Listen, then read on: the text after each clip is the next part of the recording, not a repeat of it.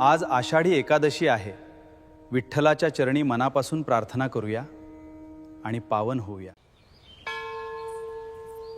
माऊलीच्या कृपेने आपल्या घरातील सर्व संकटे दूर होऊन सुख शांती नांदो. जय हरी विठ्ठल पांडुरंगा विठ्ठल, जय देव विठ्ठल. पुंडलिक वरदे हरी विठ्ठल. श्री ज्ञानदेव तुकाराम पंढरीनाथ महाराज की जय. रामकृष्ण हरी.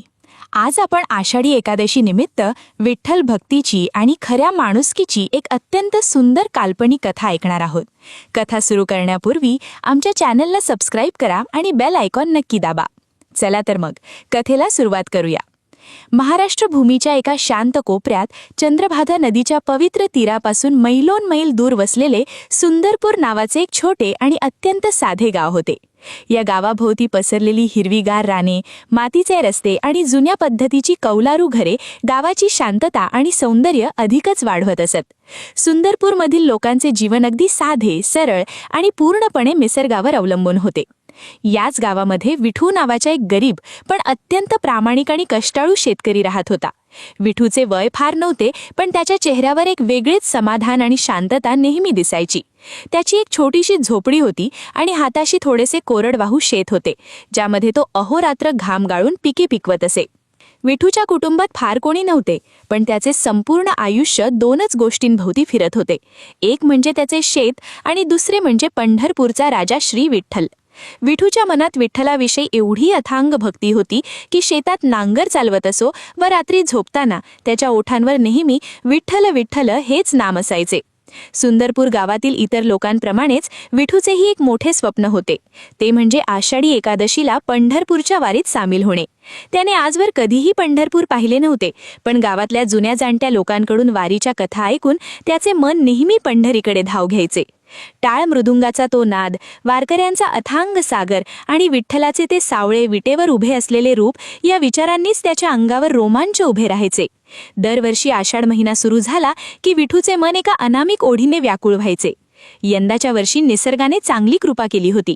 सुरुवातीलाच चांगला पाऊस झाल्यामुळे विठूच्या शेतातील पिके अगदी टवटवीत आणि हिरवीगार दिसत होती.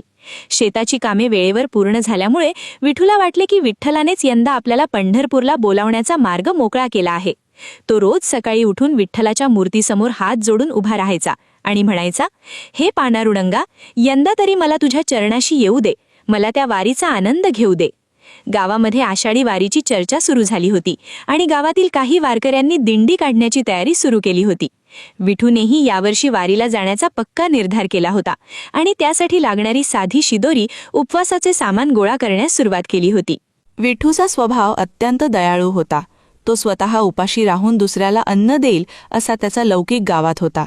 शेतात काम करताना जेव्हा त्याला थकवा यायचा तेव्हा तो एखाद्या झाडाच्या सावलीत बसायचा आणि कापडाने घाम पुसत डोळे बंद करून पंढरपूरच्या वाळवंटाची कल्पना करायचा. त्याला वाटायचे की तो स्वतः त्या गर्दीत नाचत आहे, विठ्ठलाच्या नामात रंगून गेला आहे. गावातील लोक जेव्हा विठूला पाहायचे तेव्हा त्यांना त्याच्यामध्ये एक खरा भक्त दिसायचा, ज्याच्या मनात कोणताच लोभ किंवा स्वार्थ नव्हता. विठूचे संपूर्ण अस्तित्वच विठ्ठलमय झाले होते आणि यंदाची वारी त्याच्यासाठी फक्त एक प्रवास नव्हता, तर त्याच्या आयुष्यातील सर्वात मोठी भक्तीची परीक्षा ठरणार होती, ज्याची सुरुवात या सुंदरपूर गावाच्या मातीतून आणि विठूच्या साध्या झोपडीतून होणार होती. गावामध्ये आषाढी एकादशीचे दिवस जसजसे जवळ येत होते तसतसा सुंदरपूरचा संपूर्ण माहोल बदलून गेला होता. सगळीकडे एक वेगळाच उत्साह, चैतन्य आणि भक्तीचे वातावरण पसरले होते. विठूचा जीवश्च कंठश्च मित्र धना तर वारीला जाण्यासाठी अत्यंत उत्सुक झाला होता. तो रोज सकाळी उठून विठूच्या झोपडीवर यायचा आणि वारीच्या तयारीबद्दल मोठ्या उत्साहाने बोलायचा. धनाने वारीच्या प्रवासासाठी नवीन पांढरा कुर्ता आणि धोतर तयार ठेवले होते. प्रवासात खाण्यासाठी लागणारी शिदोरी म्हणजेच सुके पोहे, गूळ, फुटाणे आणि लाडू गोळा करण्यास त्याने सुरुवात केली होती. धनाचा हा अथांग आनंद पाहून विठूच्या मनातही आनंदाच्या लाटा उसळत होत्या. विठूनेही आपल्या परीने वारीची जुजबी तयारी सुरू केली होती. त्याने आपली जुनी पांढरी टोपी स्वच्छ धुतली होती, पांढरे कपडे कपाटातून बाहेर काढले होते आणि विठ्ठलाच्या नावाने एक छोटासा भगवा ध्वज म्हणजेच पताका तयार केली होती. हे दोन्ही मित्र रोज संध्याकाळी गावातील विठ्ठल मंदिराच्या ओट्यावर बसून वारीच्या वाटेवर गायच्या अभंगांची मनापासून उजळणी करायचे. विठूला मनातून खात्री वाटत होती की यावर्षीच्या वारीत त्याचे संपूर्ण जीवन सार्थकी लागणार आहे, कारण तो पहिल्यांदाच विठ्ठलाच्या दारात जाणार होता. पण निसर्गाच्या आणि नियतीच्या मनात काही वेगळेच चालू होते. दिंडी गावाबाहेर पडायला अवघे 2 दिवस उरले असताना अचानक गावावर एक मोठी अडचण आली. गावाच्या एका शांत कोपऱ्यात राहणारे रामा काका, जे खूप वृद्ध होते आणि ज्यांना सांभाळणारे किंवा त्यांची चौकशी करणारे या जगात कोणीही नव्हते, ते अचानक गंभीर आजारी पडले. रामा काकांना खूप तीव्र ताप आला होता आणि अशक्तपणामुळे ते आपल्या खाटेवरून साधे उठूही शकत नव्हते. संपूर्ण गावात वारीची प्रचंड गडबड असल्यामुळे प्रत्येकजण आपापल्या बॅगा भरण्यात आणि शिदोरी बांधण्यात व्यस्त होता. त्यामुळे रामा काकांकडे लक्ष द्यायला कोणाकडेही वेळ नव्हता. जेव्हा विठू आणि धना संध्याकाळच्या वेळी रामा काकांच्या झोपडीजवळून जात होते, तेव्हा त्यांना आतून कोणाचा तरी कण्हण्याचा आणि विव्हळण्याचा अशक्त आवाज ऐकू आला.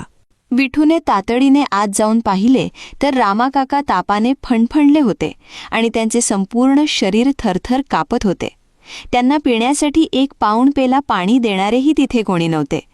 ही अत्यंत दयनीय परिस्थिती पाहून विठूचे संवेदनशील मन पूर्णपणे हेलावून गेले. आता विठूसमोर एक अत्यंत कठीण परिस्थिती निर्माण झाली होती. एका बाजूला त्याचे आयुष्यभराचे सर्वात मोठे स्वप्न असलेली पंढरपूरची पावन वारी होती आणि दुसऱ्या बाजूला समोर मरणासन्न अवस्थेत मदतीची वाट पाहत पडलेले एक अगतिक वृद्ध गावकरी होते. विठूच्या डोळ्यांसमोर जणू अचानक अंधारी आली. धनाने विठूला समजावण्याचा प्रयत्न केला की आपण गावातील वैद्यराजांना बोलावून त्यांना औषध द्यायला सांगू आणि आपण आपल्या वारीला निघू. गावात कोणी ना कोणी त्यांची काळजी घेईलच. पण विठूच्या अंतरात्म्याला धनाचा हा विचार अजिबात पटत नव्हता. रामा काकांचे नातेवाईक कोणीच नसल्यामुळे त्यांना अशा असहाय्य अवस्थेत मागे सोडून स्वतःच्या आनंदासाठी वारीला निघून जाणे विठूच्या मनाला मंजूर नव्हते. विठू झोपडीच्या कोपऱ्यात ठेवलेल्या विठ्ठलाच्या छोट्या फोटोकडे पाहत मनातल्या मनात विचार करू लागला की एकीकडे त्याची भक्ती त्याला पंढरीच्या वाटेवर बोलवत होती, तर दुसरीकडे त्याचे मानवी कर्तव्य त्याला या आजारी वृद्धाची सेवा करण्यासाठी गावातच थांबण्यास सांगत होते. वारीचा तो आनंद एकाच क्षणात मोठ्या चिंतेमध्ये बदलला होता. विठू अशा एका धर्मसंकटात सापडला होता ज्यातून मार्ग कसा काढावा हे त्याला समजत नव्हते. सुंदरपूर गावातील त्या छोट्याशा कौलारू झोपडीत आता चिंतेचे आणि चिडीचूप शांततेचे सावट पसरले होते. बाहेर वेशीवर इतर वारकऱ्यांच्या टाळ मृदंगांचा आणि ज्ञानबा तुकाराम या जयघोषाचा आवाज घुमत होता, पण विठूच्या मनात मात्र एक मोठे विचारांचे वादळ घोंगावत होते. रामा काकांची ती केविलवाणी थरथरणारी अवस्था पाहून विठूचे पाय जणू जमिनीला खिळले होते. त्याने पुढे होऊन त्यांच्या कपाळावर हात लावून पाहिला तर ताप इतका प्रचंड होता की विठूचे हातही भाजून निघत होते. त्यांचा श्वास जड झाला होता आणि ते अगतिकतेने पाण्यासाठी चाचपडत होते. अशा अत्यंत कठीण परिस्थितीत विठूची पत्नी पारू झोपडीत आली. तिच्या डोळ्यात विठूबद्दलचा निस्सीम आदर आणि समोर उभ्या असलेल्या या गंभीर संकटाची पूर्ण जाणीव एकाच वेळी स्पष्टपणे दिसत होती. पारूने विठूच्या थरथरणाऱ्या खांद्यावर अत्यंत मायेने हात ठेवला आणि अतिशय शांत पण खंबीर आवाजात त्याला समजावण्यास सुरुवात केली. ती म्हणाली, विठू, आजवर आपण दोघांनी मिळून नेहमी त्या विठ्ठलाच्या मूर्तीपाशी एकच देवाघरची मागणी मागितली की आपल्याला आयुष्यात एकदा तरी पंढरीची पावन वारी घडू दे. पण आज तोच सावळ्या पांडुरंग आपल्या भक्तीची आणि माणसाची खरी परीक्षा घेत आहे, असे तुला वाटत नाही का? संपूर्ण गावात वारीची एवढी प्रचंड धूम आणि गडबड सुरू आहे की प्रत्येकजण आपापल्या आनंदात शिदोरी बांधण्यात मग्न आहे. अशावेळी या अगतिक आणि एकट्या पडलेल्या रामा काकांकडे पाहायला अख्ख्या गावात एकही माणूस शिल्लक उरलेला नाही. त्याचे या जगात कोणी नातेवाईक नाहीत की त्यांना या आजारपणात एक घोट पाणी देणारे कोणी नाही. जर आपणही आपल्या वैयक्तिक आनंदासाठी, वारीच्या सुखासाठी आणि दर्शनाच्या ओढीसाठी त्यांना या अशा मरणासन्न अवस्थेत मागे सोडून पंढरीला निघून गेलो, तर विटेवर उभा असलेला तो दयाळू विठ्ठल आपल्याला कधीतरी माफ करेल का? विठ्ठलाची खरी भक्ती म्हणजे फक्त पंढरपूरला जाऊन त्याच्या मूर्तीसमोर हात जोडणे किंवा पाया पडणे नसते, तर संकटात सापडलेल्या जीवाची सेवा करणे आणि त्याच्या दुःखात धावून जाणे हीच खरी परमेश्वराची पूजा असते. पारूचे हे काळजाला भिडणारे शब्द विठूच्या मनाला थेट स्पर्श करून गेले. त्याच्या डोळ्यातून घळाघळा अश्रू वाहू लागले.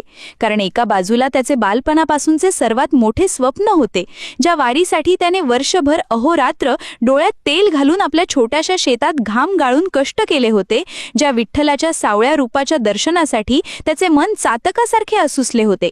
ती वारी आता अवघ्या 2 दिवसांवर येऊन ठेपली होती आणि नेमक्या याच वेळी दुसऱ्या बाजूला एका असहाय्य वृद्धाचे प्राण वाचवण्याचे सर्वात मोठे मानवी कर्तव्य त्याच्यासमोर पर्वतासारखे उभे राहिले होते. विठूच्या मनात प्रचंड वैचारिक द्वंद्व आणि गोंधळ सुरू झाला. त्याचे मन त्याला एका बाजूला सांगत होते की पंढरीची वारी तर दरवर्षी येत राहील, पण जर आज रामा काकांना वेळेवर उपचार न मिळाल्यामुळे काही बरे वाईट झाले तर तो स्वतःला आयुष्यभरात कधीच माफ करू शकणार नाही. पण तरीही मानवी स्वभावानुसार पंढरीची ती ओढ, तो टाळांचा नाद त्याला आतून अस्वस्थ करत होता. त्याचे पाय पंढरीच्या मार्गाकडे ओढले जात होते. तो अत्यंत व्याकुळ होऊन आपल्या झोपडीच्या कोपऱ्यात ठेवलेल्या विठ्ठलाच्या छोट्याशा तसबिरीसमोर डोळे बंद करून हात जोडून उभा राहिला. तेव्हा त्याच्या अंतर्मनातून जणू विठ्ठलाचाच एक शांत आवाज आला की पांडुरंग कधीही कोणाचा छळ करून किंवा कोणाला दुःखात टाकून स्वतःचे दर्शन देत नाही. तो तर संपूर्ण जगाचा माऊली आहे, करुणा सागर आहे. विठूने डोळे उघडले, पारूकडे पाहिले आणि त्याचे विचलित झालेले मन एका क्षणात शांत व स्थिर झाले. त्याने मनोमन एक अत्यंत कठीण पण तितकाच पवित्र आणि नैतिक निर्णय घेतला की तो यावर्षी कोणत्याही परिस्थितीत पंढरपूरच्या वारीला जाणार नाही, तर तो या सुंदरपूर गावातच थांबून रामा काकांची मनोभावे सेवा करेल आणि त्यांचे प्राण वाचवेल. विठूचा हा अनपेक्षित निर्णय ऐकून त्याचा मित्र धना याला फार मोठा धक्का बसला. धनाने विठूचा हात धरून त्याला पुन्हा पुन्हा समजावण्याचा आणि मन वळवण्याचा प्रयत्न केला की विठू, तू संपूर्ण आयुष्य ज्या वारीची वाट पाहिली आहेस ती सुवर्ण संधी अशी अचानक सोडू नकोस. गावात इतरही कोणीतरी त्यांची काळजी घेईल. पण विठूने धनाचा हात आपल्या हातात घेतला आणि अत्यंत नम्रतेने व प्रेमाने सांगितले की मित्रा धना, माझा विठ्ठल आज या आजारी आणि असहाय्य रामा काकांच्या रूपानेच माझ्या झोपडीत माझ्या समोर उभा आहे. त्यांची सेवा करणे आणि त्यांना बरे करणे हीच माझी या वर्षीची सर्वात मोठी वारी असेल आणि हाच माझा विठ्ठल असेल. विठूच्या या खंबीर आणि निस्वार्थी निर्णयामुळे त्याच्या चेहऱ्यावर एक वेगळेच दैवी समाधान आणि तेज पसरले होते. जरी पंढरपूरला न जाण्याचे आणि दिंडीत सामील न होण्याचे एक मोठे दुःख त्याच्या मनाच्या एका कोपऱ्यात खोलवर लपलेले होते, तरीही एका गरजू आणि असहाय्य माणसाला जीवदान देण्याच्या पवित्र भावनेने त्याचे अंतःकरण पूर्णपणे भरून आले होते. आणि अशा प्रकारे विठूने आपल्या आयुष्यातील सर्वात मोठ्या भक्तीच्या आणि माणुसकीच्या परीक्षेचा पहिला कठीण टप्पा अत्यंत धैर्याने पार केला होता, जिथे त्याच्या वैयक्तिक धार्मिक ओढीवर मानवी कर्तव्याने आणि निस्वार्थ सेवेने विजय मिळवला होता. सुंदरपूर गावाच्या वेशीवर आज भक्तीचा एक अनोखा आणि तितकाच भावूक सोहळा रंगला होता. कारण आषाढी वारीचा तो बहुप्रतीक्षित दिवस अखेर उजाडला होता आणि गावातील वारकऱ्यांची दिंडी पंढरीच्या वाटेवर निघण्यासाठी सज्ज झाली होती. सकाळी सकाळीच अवघ्या गावामध्ये टाळ मृदंगांचा गजर सुरू झाला. भगव्या पताका हवेत फडकू लागल्या आणि हवेत अबीर गुलालाची उधळण होऊन संपूर्ण वातावरण विठ्ठलमय झाले होते. विठूचा मित्र धना पाठीवर आपली शिदोरी बांधून, कपाळावर बुक्का लावून आणि हातात टाळ घेऊन अत्यंत उत्साहाने दिंडीच्या अग्रभागी उभा होता. परंतु विठू मात्र या सर्वांपासून थोडा दूर, जड अंतःकरणाने आणि डोळ्यात दाटलेले अश्रू लपवत शांतपणे उभा होता.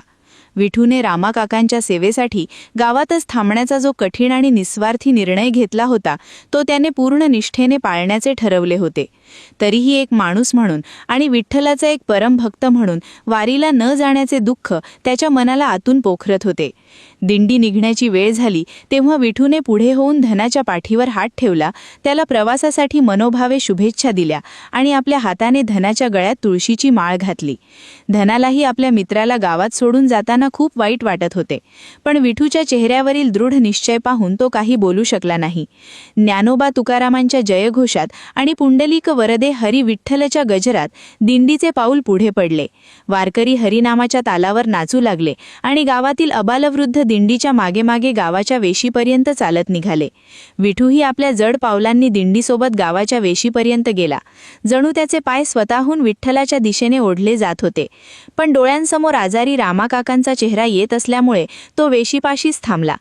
दिंडी जसजशी गावाबाहेर पडली आणि दूरवर जाऊ लागली तसतसा टाळांचा त्या विठूच्या आवडीचा मधुर आवाज आणि वारकऱ्यांचा गजर हळूहळू कमी होऊ लागला. पण विठूचे मन मात्र त्या दिंडीसोबतच पुढे पुढे जात होते. वेशीवर उभ्या असलेल्या एका जुन्या वडाच्या झाडाखाली उभे राहून विठू दिंडीवरून उडणारी धूळ आणि ते फडकणारे भगवे ध्वज जोपर्यंत दिसत होते तोपर्यंत पाहत राहिला. त्याचे शरीर जरी सुंदरपूरच्या मातीत उभे होते तरी त्याचा आत्मा, त्याचे विचार आणि त्याचे संपूर्ण अस्तित्व त्या वारकऱ्यांच्या पावलांसोबत पंढरीच्या वाळवंटाकडे धाव घेत होते. पारूने विठूच्या मनाची ही अवस्था ओळखली होती आणि ती साध्या शब्दात त्याच्या या महान त्यागाला मनोमन सलाम करत होती. विठूने अखेरचा एक दीर्घ श्वास घेतला, पंढरपूरच्या दिशेने हात जोडून साष्टांग नमस्कार केला आणि अत्यंत जड अंतःकरणाने गावाकडे परत फिरला. त्याला जाणीव झाली होती की आता त्याचे पंढरपूर याच सुंदरपूर गावात आहे आणि आजारी रामाकाकांची सेवा हीच त्याची खरी विठ्ठल पूजा आहे. त्यामुळे मनातील दुःख बाजूला सारून तो एका नव्या ऊर्जेने आणि निस्वार्थ भावनेने आपल्या कर्तव्याकडे निघाला, जिथे त्याची खरी भक्ती आज एका मानवी रूपाने आकार घेत होती. दिंडी पंढरीच्या वाटेवर निघून गेल्यानंतर संपूर्ण सुंदरपूर गावामध्ये एक अनामिक आणि प्रचंड शांतता पसरली होती, जी शांतता गावातील लोकांना पूर्वी कधीही जाणवली नव्हती. कारण गावातील रस्ते आता अगदी सामसूम झाले होते आणि टाळ मृदुंगांचे ते पवित्र नाद हवेत पूर्णपणे विरून गेले होते. बहुतांश मुख्य पुरुष आणि तरुण वारीला गेल्यामुळे गावात केवळ मोजकेच वृद्ध, आजारी लोक आणि स्त्रिया उरल्या होत्या, ज्यामुळे संपूर्ण वातावरणात एक संथपणा आला होता. विठू आपल्या साध्या झोपडीत रामाकाकांची मनोभावे सेवा करत होता. त्यांना वेळेवर औषध पाणी देणे, त्यांच्या पाठीवरून हात फिरवणे आणि त्यांची प्रेमाने विचारपूस करणे यातच त्याचा संपूर्ण दिवस व्यग्र जात होता. तरीही त्याचे मन आषाढी एकादशीच्या ओढीने आणि विठ्ठलाच्या दर्शनाच्या तीव्र इच्छेने आतून थोडे व्याकुळ आणि अस्वस्थ असायचे. आषाढी एकादशीला आता अवघे काही दिवस उरले होते. दुपारचे कडक ऊन जमिनीवर कोसळत होते आणि गावात संपूर्ण शांतता असताना गावाच्या वेशीवरून एक अत्यंत थकलेला वृद्ध आणि अनोळखी प्रवासी सुंदरपूरमध्ये हळूहळू प्रवेश करता झाला. त्या वृद्धाचे पांढरे कपडे धुळीने पूर्णपणे माखलेले होते. पायात साध्या चपलाही नव्हत्या, ज्यामुळे त्याचे पाय पोळत होते आणि हातामध्ये एक जुनी लाकडी काठी होती, जिच्या आधाराने तो शरीर सांभाळत कसेबसे आपले पाऊल पुढे टाकत होता. त्याच्या सुरकुतलेल्या चेहऱ्यावर प्रवासाचा प्रचंड थकवा आणि ग्लानी स्पष्ट दिसत होती. त्याचे ओठ कोरडे पडून पांढरे झाले होते आणि डोळ्यांमध्ये एक प्रकारची अगतिकता, भूक आणि तहान साफ जाणवत होती. तो प्रवासी अत्यंत जड पावलांनी चालत विठूच्या झोपडीजवळ आला आणि तेथील एका मोठ्या झाडाच्या सावलीत धापा टाकत मटकन खाली बसला. त्याचा श्वास वेगाने चालत होता आणि तो अत्यंत अशक्त, कातर आवाजात पाण्यासाठी आजूबाजूला पाहत याचना करू लागला. विठूने आपल्या झोपडीच्या खिडकीतून त्या असहाय्य वृद्धाला पाहिले आणि तो मनात कोणताही दुसरा विचार न आणता, एका क्षणाचाही विलंब न करता हातात पाण्याचा तांब्या घेऊन धावतच बाहेर आला. विठूने अत्यंत आदराने आणि मायेने त्या अनोळखी प्रवाशाच्या हातावर प्रथम गार पाणी ओतले, त्याचे पाय धुतले आणि त्याला पिण्यासाठी माठातले थंडगार पाणी दिले. तो वृद्ध प्रवासी गटागटा पाणी प्यायला आणि त्याने समाधानाचा एक खूप मोठा श्वास घेतला.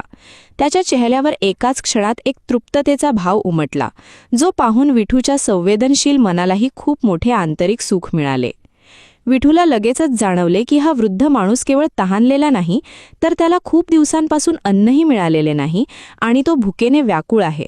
म्हणून त्याने अत्यंत आपुलकीने त्या प्रवाशाला आपल्या झोपडीच्या सावलीत ओट्यावर बसवले. विठूने आत जाऊन पारूला सांगून घरातील साधेच पण अत्यंत प्रेमाने आणि शुद्ध भावनेने बनवलेले अन्न बाहेर आणले आणि त्या वृद्धासमोर आदराने ठेवले. तो अज्ञात प्रवासी, जे प्रत्यक्षात विठूच्या भक्तीची परीक्षा घेण्यासाठी आलेले विठ्ठलाचेच एक गुप्त रूप होते, अत्यंत आवडीने आणि तृप्ततेने ते साधे जेवण जेवू लागला. त्याचे ते तृप्ततेने जेवणे पाहत असताना विठूच्या डोळ्यांत आनंदाश्रू आले.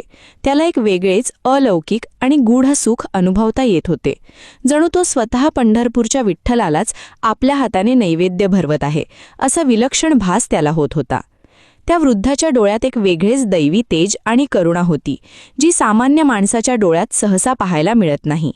पण विठू आपल्या साध्या, निष्पाप आणि निस्वार्थी मनात त्या तेजाचा कोणताही चमत्कारिक शोध न घेता फक्त एका भुकेल्या जीवाची सेवा करत होता.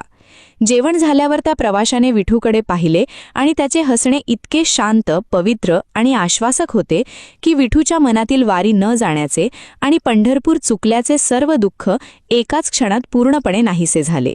आणि अशा प्रकारे या अज्ञात प्रवाशाच्या आगमनाने विठूच्या जीवनात एका नवीन अध्यायाची सुरुवात झाली होती. झोपडीच्या ओट्यावर बसून त्या वृद्ध प्रवाशाने विठू आणि पारूने दिलेले साधे जेवण अत्यंत तृप्ततेने जेवून घेतले होते. पण तरीही त्याच्या शरीरावरील प्रवासाचा थकवा पूर्णपणे गेला नव्हता. हे पाहून विठूने त्याला झोपडीच्या आत बोलावले आणि विश्रांती घेण्यासाठी एक स्वच्छ गोधडी अंथरून दिली. पारूने त्या वृद्धाला पिण्यासाठी ताजे ताक दिले, जे पिऊन त्याच्या चेहऱ्यावर अधिकच समाधान पसरले. विठू आणि पारू त्या अनोळखी प्रवाशाची एखाद्या घरातील ज्येष्ठ सदस्याप्रमाणे अगदी निस्वार्थ आणि मनोभावे सेवा करत होते. त्यांच्या मनात त्या प्रवाशाबद्दल कोणतीही शंका किंवा परकेपणा नव्हता, तर केवळ एक भुकेला आणि थकलेला माणूस आपल्या दारी आला आहे याच भावनेने ते दोघे भारावून गेले होते.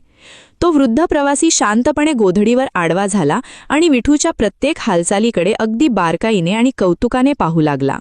विठू जरी बाहेरून अत्यंत शांत आणि सेवाभावी दिसत होता, तरीही त्याच्या मनात पंढरपूरच्या वारीला न जाण्याचे जे दुःख होते त्याची एक सूक्ष्म सावली त्याच्या चेहऱ्यावर वारंवार उमटत होती, जी त्या दिव्य आणि चतुर प्रवाशाच्या नजरेतून अजिबात सुटू शकली नाही. विठू जेव्हा रामाकाकांच्या खोलीत जाऊन त्यांची विचारपूस करून परत आला आणि शांतपणे झोपडीच्या कोपऱ्यात बसला, तेव्हा त्या वृद्ध प्रवाशाने स्वतःचा आळस झटकला आणि तो विठूच्या जवळ येऊन बसला. त्याने आपला सुरकुतलेला पण अत्यंत उबगार हात विठूच्या खांद्यावर ठेवला आणि अतिशय मृदू, गंभीर आणि प्रेमळ आवाजात विचारले, "हे पहा भल्या माणसा, तू आणि तुझ्या पत्नीने ज्या प्रकारे माझी कोणतीही ओळख नसताना मी एक परका असूनही मला पोटभर अन्न दिले, पाणी दिले आणि एखाद्या राजासारखा माझा पाहुणचार केला, त्यावरून तुमचे अंतःकरण किती पवित्र आणि निर्मळ आहे हे स्पष्ट दिसते. पण तरीही मला तुझ्या डोळ्यांच्या कोपऱ्यात एक सुप्त उदासपणा आणि मनावर एक मोठे ओझे जाणवत आहे. आषाढी एकादशीचे हे पवित्र दिवस सुरू आहेत. सगळीकडे भक्तीचा आनंद ओसंडून वाहत आहे. मग अशा मंगल समयी तुझ्यासारख्या निष्पाप आणि चांगल्या माणसाच्या चेहऱ्यावर ही चिंतेची आणि दुःखाची लकीर का बरं उमटली आहे? तुझ्या मनात असे कोणते धर्मसंकट किंवा दुःख दडलेले आहे जे तुला आतून अस्वस्थ करत आहे? ते मला निस्संकोचपणे सांग. कदाचित मनातील ओझे हलके केल्याने तुला काहीतरी मार्ग सापडेल."